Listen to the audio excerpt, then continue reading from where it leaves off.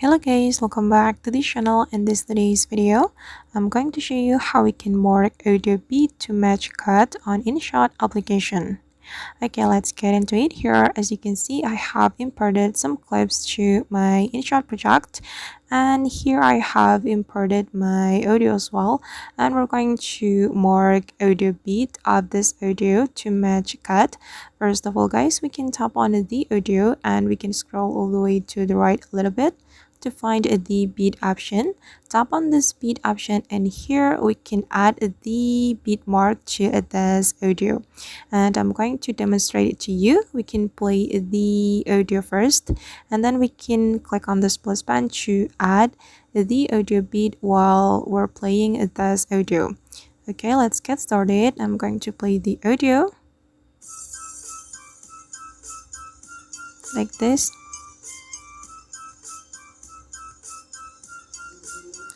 Okay, and once you're done, you can click on this check mark, and if you are not satisfied with the result, you can click on this icon to clear all of the audio beat you have added.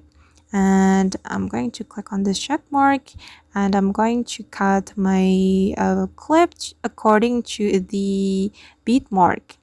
I'm going to place the separator right here, tap on the clip, and then click on split and delete.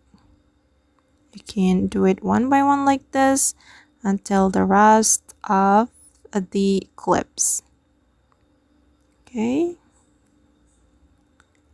and this is just for an example, so I'm not gonna finish it, and this is the result. Okay, alright guys, and that's how we can mark audio beat to match cut on InShot application. I hope this tutorial will be useful for you. Thank you so much for watching, and see you in the next video.